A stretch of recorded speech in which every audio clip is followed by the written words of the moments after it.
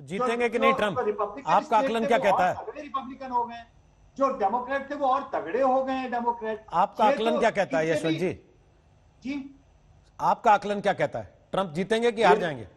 देखिए, हम बहुत साफ शुरू से इस बात को मान रहे थे कि ये ट्रंप साहब इसको लीगल बैटल में लेके जाएंगे और उसमें जाने से केवल एक ही चमत्कार वो रोक सकता है, वो ये कि बचे हुए राज्यों में एक तरफा जीत बाइडेन इस तरीके की हासिल करने लगे सच में, जिससे ये नैरेटिव हो जाए कि नहीं साहब ये इलेक्शन तो ट्रंप हार गए। लेकिन वैसा हुआ नहीं है, नहीं हुआ है। फ्लोरिडा तक तो 3 पॉइंट से जीत गए ट्रंप, जिनको कल रात तक बोला जा रहा था कि बाइडेन वहां पे आगे चल रहे। ओहायो में क्या हुआ? देखिए, ये बहुत इंपॉर्टेंट है राज्य, क्योंकि ये आपको वहां की नब्ज बताते हैं।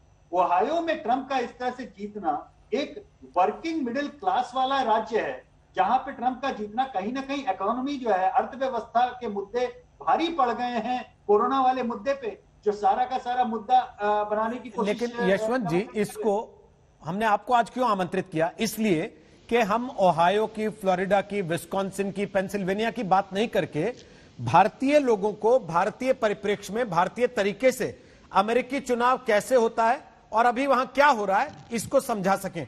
तो मैं आपसे अगर सामान्य तरीके से हिंदुस्तानी कॉन्टेक्स्ट लगाते हुए पूछूं, तो क्या मैं ये मानूं कि अगर ट्रंप हार जाते हैं तो फिर वही वाला फार्मूला लगाएंगे कि भाई जीत जाते तो ईवीएम की जय जयकार और हार गए तो ईवीएम खराब है, इसलिए चलो हम तो कोर्ट जाएंगे?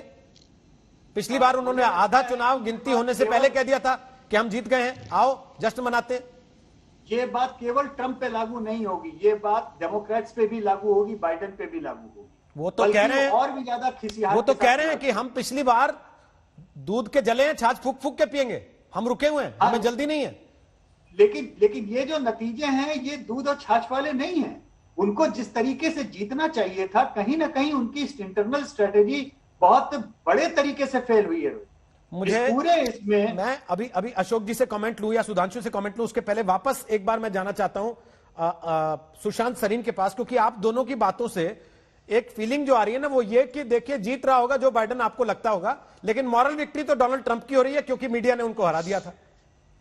नहीं यार रोहित, मॉरल विक्ट्री नहीं होती, चुनाव में विक्ट्री होती है। जो जीतेगा, समझ रहे हैं मॉरल विक्ट्री का तंज कहां है? सर मैं थोड़ा इंडियन कॉन्टेक्स्ट भी ला रहा हूं ना। नहीं, मैं समझ रहा हूं आप किस पे तंज कर रहे हैं, लेकिन अल्टीमेटली वो मॉरल विक्ट्री लेकर फिर वो बैठे हुए हैं ना, तो मॉरल विक्ट्री के साथ क्या फर्क पड़ता है? जो विक्ट्री होती है वो विक्ट्री होती है, और जो जीता वही सिकंदर। लेकिन मेरे ख्याल जो यशवंत बात कर रहे हैं उसमें बहुत दम है, और प्रॉब्लम ये नहीं है कि अगर बाइडेन जीते तो लाजमी है कि ट्रंप बहुत सारी चीजों को चैलेंज करेंगे अदालतों में, और अगर ट्रंप जीते तो ये बाइडेन भी कोई दूध पीते बच्चे नहीं है, इन्होंने भी अपनी सारी की सारी रणनीति तैयार कर रखी है, इन्होंने भी कोर्ट में जाना है। अल्टीमेटली अमेरिका के जो चुनाव हैं वो मेरे ख्याल कोर्ट में ही डिसाइड होंगे। जो अभी तक रुझान नजर आ रहे हैं उसके बेसिस के ऊपर यही बोला जा सकता है, क्योंकि अभी तक देखिए जो कुछ हमारे सामने रिजल्ट्स आ रहे हैं ये एक्चुअली प्रोजेक्शंस हैं कि कौन जीत रहा है और कौन हार रहा है।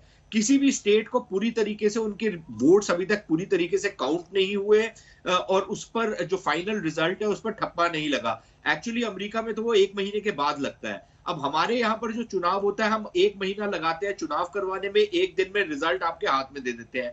अमेरिकी उल्टा काम करते हैं, 1 दिन में चुनाव करते हैं और उसका रिजल्ट निकालते हैं 1 महीने के बाद।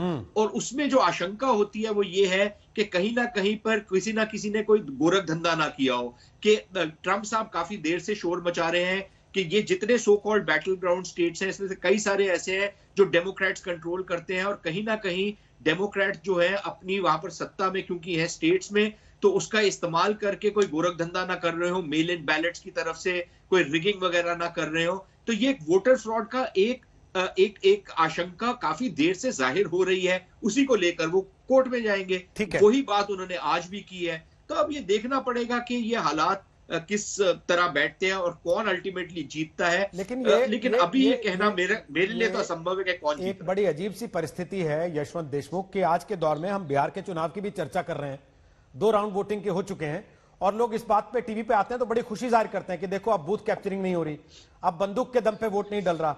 अमेरिका के चुनाव पर हम चर्चा कर रहे हैं तो इस बात को लेकर तनाव हो रहा है कि साहब कहीं ऐसा ना हो लोगों ने इतनी बंदूकें खरीदी हैं, बूथ कैप्चरिंग जैसी खबरें आने लगे, या फिर गृह युद्ध जैसे हालात हो जाएं। रोहित, इतना तो आपने जो बात बोली, मैं उसमें केवल एक ही बात कहना चाहूंगा कि मुझे दुनिया भर के इलेक्शंस को कवर करते हुए अब करीबन 20 साल हो गए। 10 साल से मुझे भारत से बाहर ही हूं। मैं जितना भारत से बाहर हूं रोहित, मुझे उतनी ज्यादा श्रद्धा अंदर से, मैं पूरी शिद्दत से बात कह रहा हूं, अपने देश के लोकतंत्र, अपने देश के सिस्टम और अपने देश के मतदाताओं के ऊपर बढ़ती जा रही है।